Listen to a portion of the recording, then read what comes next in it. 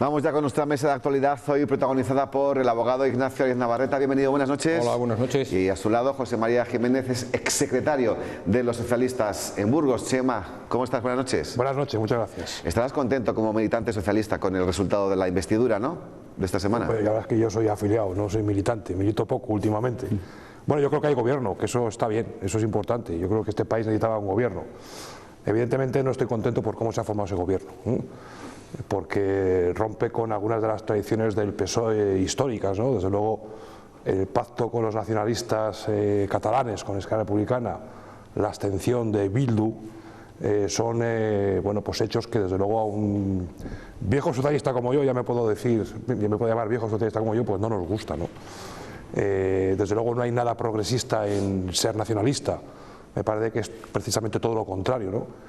Y desde luego Bildu no es seguramente la mejor referencia política para poder llegar a un gobierno, ¿no? Ahora la pregunta es si había otra alternativa, y si había una opción que hiciera posible que Sánchez no fuera presidente para que lo fuera otra persona, ¿no? Esa es seguramente el debate, porque si no hubiese salido la investidura del otro día estaríamos hablando de terceras elecciones, esa es la realidad, ¿no? Y por lo tanto no me gusta cómo se ha conformado el gobierno, porque yo creo que había otras maneras de hacerlo, pero bueno, hay gobierno y desde luego nos hemos evitado tener unas terceras elecciones. Hablando de lo que es el seno de tu partido, el Partido Socialista, llama la atención que los que se denominan como pesos pesados, los varones socialistas, presidentes de comunidades autónomas, etcétera, no se hayan pronunciado de la manera en la que tú lo estás haciendo aquí esta noche. Bueno, yo creo que en el PSOE hay muchísima gente que piensa lo que yo pienso, ¿eh? El problema es que el PSOE ha perdido todos los cauces de democracia interna y de debate interno, y por lo tanto hoy discrepar en el PSOE es totalmente imposible, ¿eh? Eso es lo que han conseguido las primarias, que lo que hacen es impedir que haya órganos de control de la ejecutiva de turno, y por lo tanto se da el mando total del partido a una sola persona, ¿no? Esa es la situación, y por lo tanto yo creo que hay muchísima gente que piensa esto y hay poca gente que se atreve a decirlo, porque además seguramente no sirva sino para conseguir el efecto contrario, ¿no? Que sea consolidar todavía más a quien los militantes hoy dicen que debe liderar el partido, ¿no? Pero yo creo que hay muchísima gente en el PSOE que no comparte en absoluto lo que ha pasado, pero insisto, también porque me parece que es importante, si el PP hubiera dado sus votos a Sánchez, nos hubiéramos evitado toda esta situación. Yo soy de la teoría de Núñez de Feijóo, que era lo que proponía, y seguramente no estaríamos ante este gobierno Frankenstein, que a mí no me gusta absolutamente nada. Bien, pues vamos actualizando datos de lo que nos está dejando todo lo que es esta jornada de jueves, de nombramientos, de cargos, porque a falta de conocer la lista definitiva de la composición del nuevo gobierno, hoy se ha hecho público que el ejecutivo de Pedro Sánchez tendrá 4 vicepresidencias, 3 para el PSOE y 1 para Unidas Podemos. La actual vicepresidenta en funciones, Carmen Calvo, se mantendrá con competencias políticas. Nadia Calviño ocupará otra económica. La tercera del PSOE será para la ministra de Transición Ecológica en funciones, Teresa Rivera, y estará orientada a la lucha contra el cambio climático y el reto demográfico. Por último, Pablo Iglesias será vicepresidente de Derechos Sociales y Agenda 2030, y hace nada se ha confirmado que María Jesús Montero compaginará su responsabilidad al frente del Ministerio de Hacienda con la portavocía del Gobierno. Nacho. Bueno, sí, la verdad es que apenas han transcurrido 48 horas, ¿no?, desde que se produjo la investidura, y empezamos a ver cosas, no digo extrañas, pero sí que no eran como algunos decían que iban a ser, o que estaban muy seguros saber cómo iban a ser, lo cual demuestra que al final pues la madeja la va a manejar quien puede manejarla, ¿no?, que en este caso es Pedro Sánchez. Y como digo, aunque sea muy tímidamente, ya se empiezan a escuchar algunos comentarios de estos que se hacen en off, ¿no?, de personas pues algo agraviadas porque parecen no haberse respetado algunas de las cuestiones que se habían hablado, que se habían dicho. Alguna persona ha interpretado este nombramiento en cascada o anuncio de nombramiento en cascada de vicepresidentes pues como una forma de neutralizar al propio Pablo Iglesias. Iglesias, ¿no? Porque primum inter pares entre dos, a primum inter pares entre cuatro, pues la cosa no parece que encaje mucho con lo que él a lo mejor tenía en la cabeza respecto al gobierno. Sí, digamos que esto que está diciendo que es el primer desencuentro que sepamos entre ambos, ¿no? Claro, pudiera ser el primer desencuentro y en todo caso yo dos cuestiones, ¿no? Una, a este ritmo de nombramiento o de propuesta de nombramiento de vicepresidentes, pues pueden llegar incluso a constituir grupo parlamentario dentro del propio gobierno, ¿no? Para lo cual solo necesitan 5, pues total entre 4 y 5 no es mucho.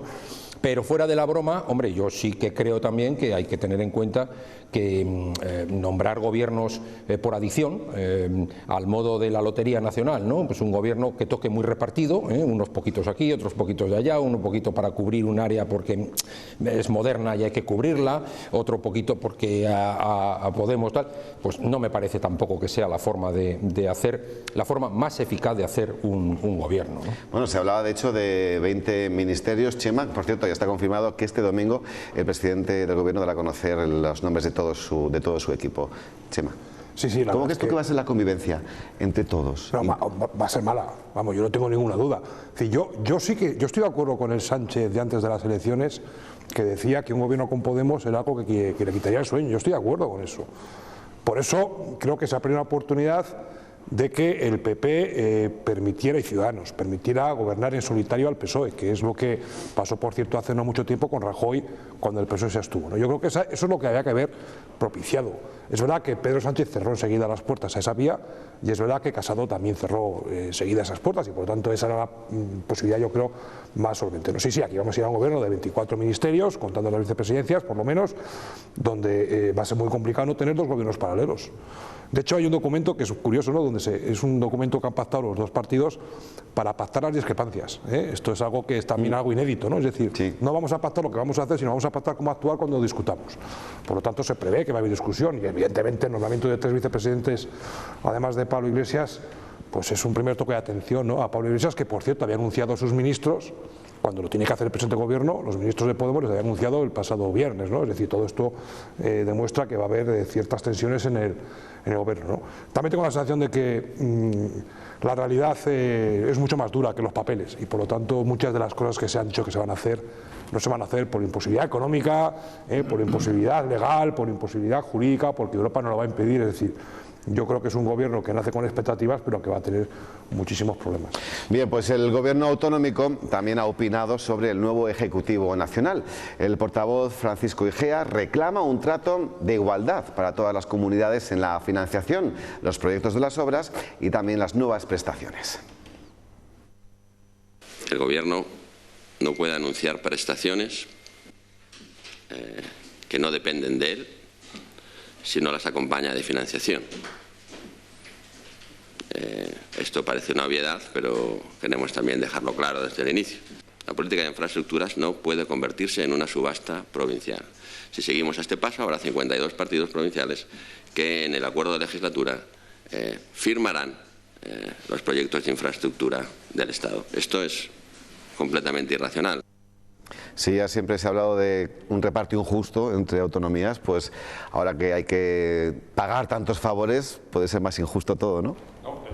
Totalmente de acuerdo en Sí, lo que se tiene razón planteaba, Igea ahí, sí. en lo que se planteaba, Sí. pero sí que quería, al hilo de ver al vicepresidente de la Junta de Castilla y León en este corte, retraer un poco el tema anterior, ¿no? En el sentido de imaginemos por un momento que Alfonso Fernández Mañueco, en un gobierno de coalición Partido Popular Ciudadanos en Castilla y León, pues hubiese nombrado 2 vicepresidentes, Ángel Ibáñez y cualquier otro de los consejeros del Partido Popular y a Francisco Igea. Bueno, pues eso nos demuestra también cuál ha sido o cuál está siendo la actitud, las amplias tragaderas que está teniendo el señor Iglesias en todo este proceso, sin duda conducido por lo único que le obsesiona, que le preocupa, que le ocupa, más que por supuesto el bienestar de España o cualquier otra cuestión parecida a esta, que es el bienestar de su mujer, el bienestar suyo, para llegar los dos cuanto antes al Consejo de Ministros ministros, el ser vicepresidente le da igual con 5 que con 55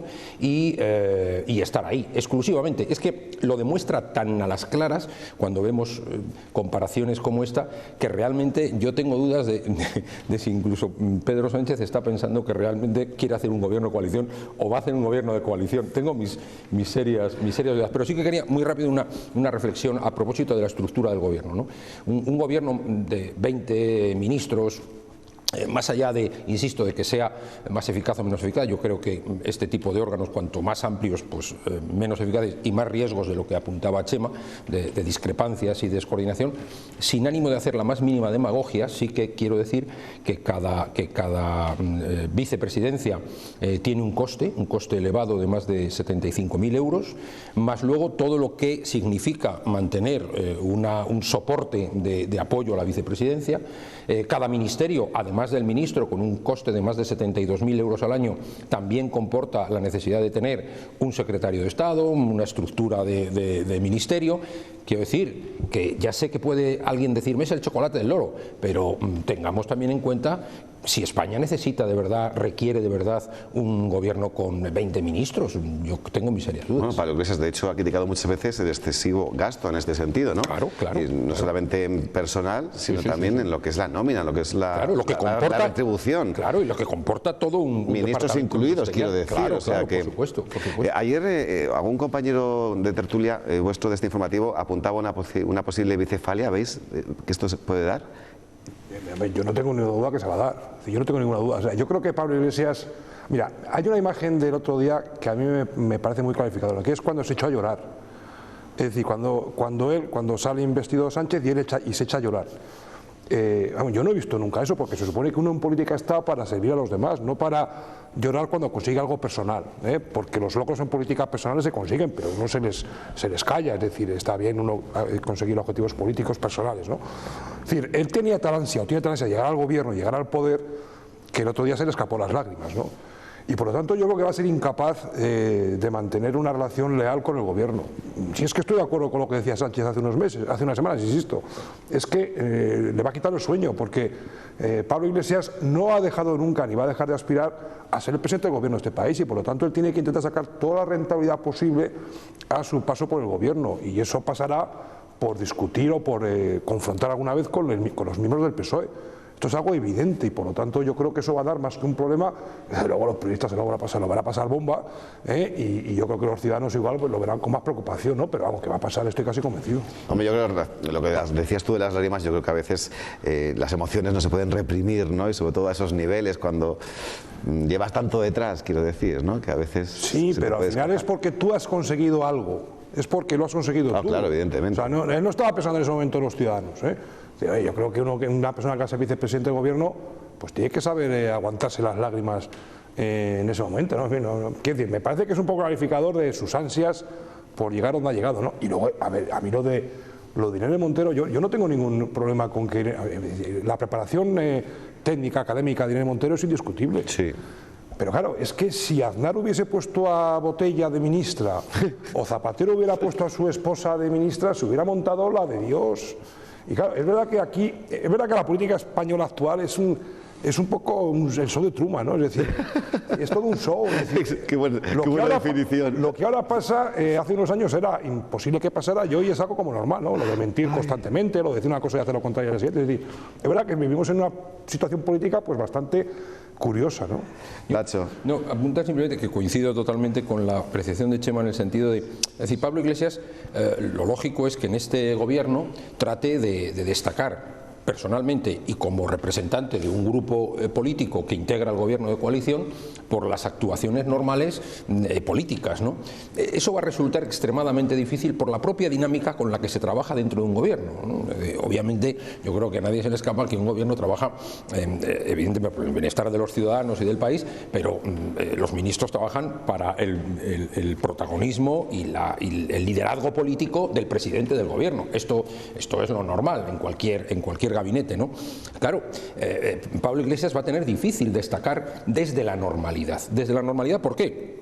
Pues porque va a tener que estar conviviendo políticamente con 3 vicepresidentas del gobierno socialistas, con lo cual, pues lógicamente su figura o su protagonismo político va a quedar muy menguado. Y por lo tanto, ¿cuál va a ser la tentación? La tentación va a ser destacar por todo aquello que no es lo normal, por todo aquello que es la discrepancia, el enfrentamiento o la colisión, ¿no? Y veremos a ver lo que sucede. Exacto, eso te va a decir que él ha destacado precisamente por la crítica. Claro. Ahora desde dentro, ¿cómo va a criticar a sus socios, ¿no? Hombre, ahora tenemos una piedra de toque, quizás todavía es muy pronto, pero era uno de los temas que creo que tenías también previsto tocar, que es el pronunciamiento del Tribunal Supremo, la posición de los nacionalistas catalanes, que ya ha sido expresada.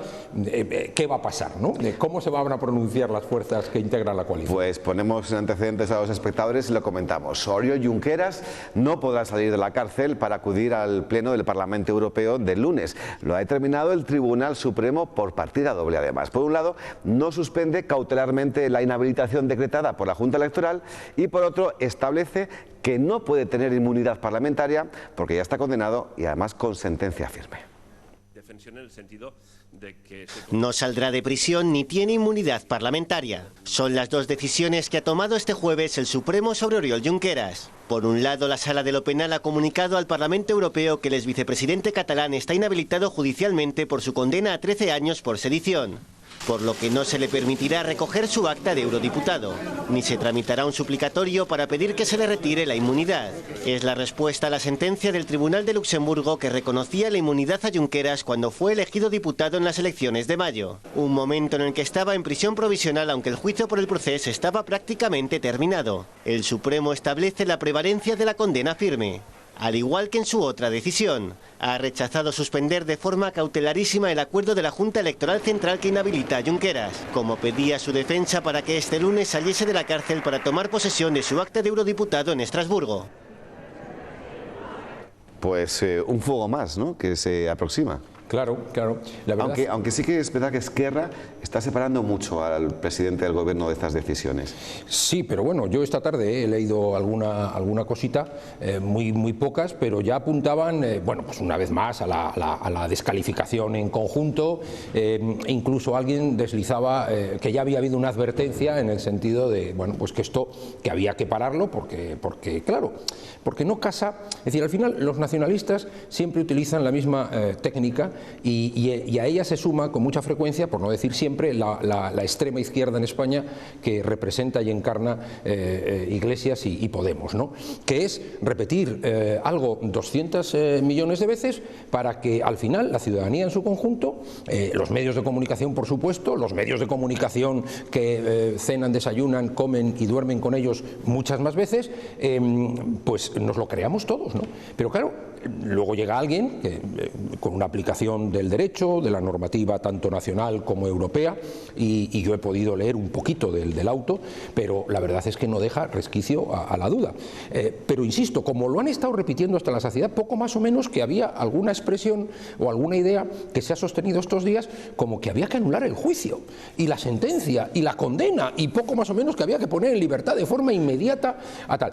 Bueno, incluso la portavoz del Partido Socialista Obrero Español, señora Lastra, llegó a criticar furibundamente la decisión de la Junta Electoral Central, bueno, descalificándola absolutamente sin ningún tipo de argumentación, porque entre otras cosas pues ella carece totalmente de la formación suficiente para poder hacer ningún tipo de contrarréplica a una resolución de la Junta Electoral Central, y por lo tanto lo que te deja absolutamente perplejo es cómo representantes del Estado, representantes de la soberanía popular, gente que debiera de, yo no digo de estar en el sistema, sino respetar las normas del juego y las leyes, pueden hacer este tipo de descalificación. Voy a salir en defensa de Adriana Lastra. ¿Sabes por qué lo hizo? Porque en ese momento estaban negociando, cerrando un acuerdo. Es evidente. Es evidente, no puede tener otra explicación.